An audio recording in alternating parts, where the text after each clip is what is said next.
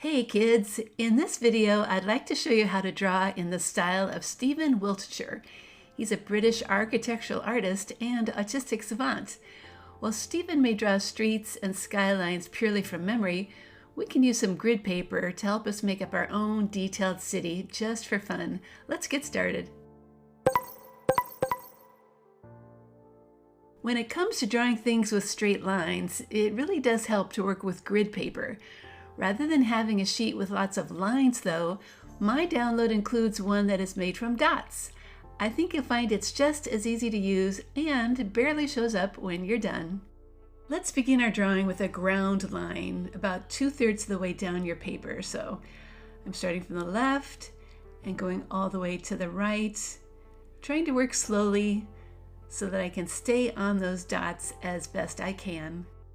Then we can add a street below that line, and it doesn't have to be just one straight line. It can turn a corner and make a new lane too, like this.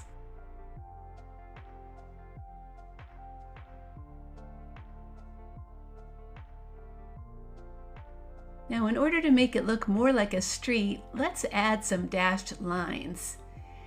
And since we have the help of these dots, we can try to make them even too, just like they are in real life.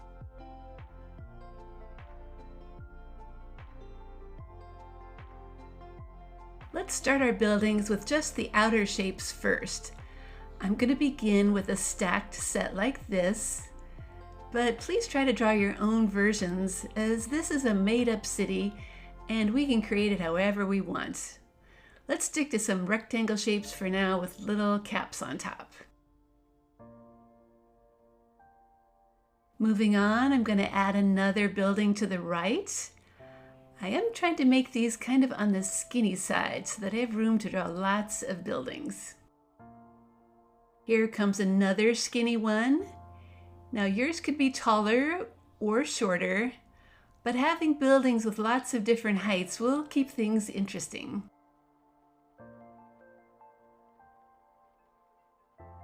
The next building is going to be taller and wider, and I think I'll add some simple lines for a front door too. Now a rectangle that's a little wider. Also, those things I'm calling caps on top can be off center. They don't always have to be in the middle. It's time for something that's taller again. Maybe as tall as that first building. I'm just making sure I still have room for clouds when I'm done.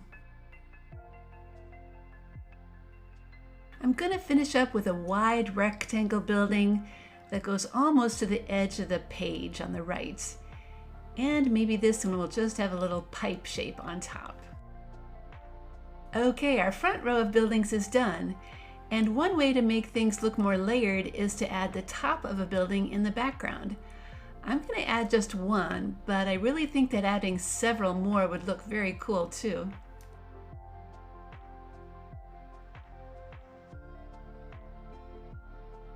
It's time to start adding the windows to our buildings, and here are a few ideas you're welcome to borrow. Skinny rectangles that attach to one side. We can also add some random doors.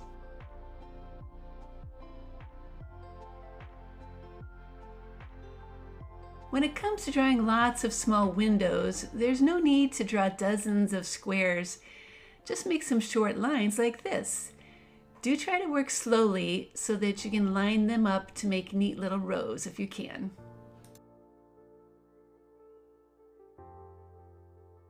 Some windows can be wide rectangles and sit centered from side to side.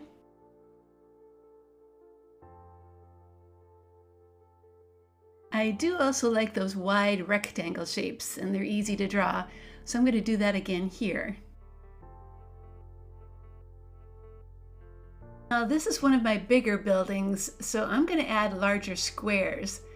I kind of like adding lines inside them too, just for a little extra decoration.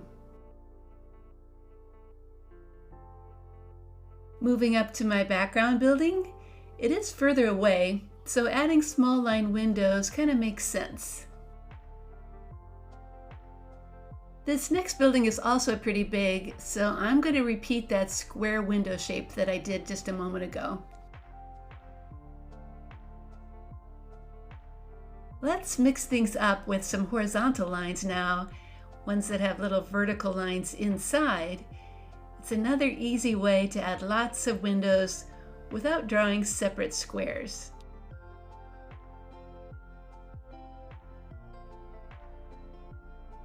The last building is going to get an extra line on top and some tall and skinny rectangles, as I haven't done any like that yet.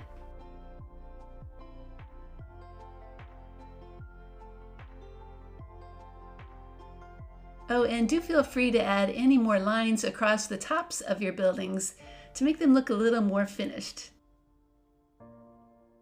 After you're all done drawing your buildings, then take a moment to add some landscaping to your streets. It might be fun to add some cars too. I'm also going to add some to the bottom left corner of my drawing, but that might make a nice place for a park or something.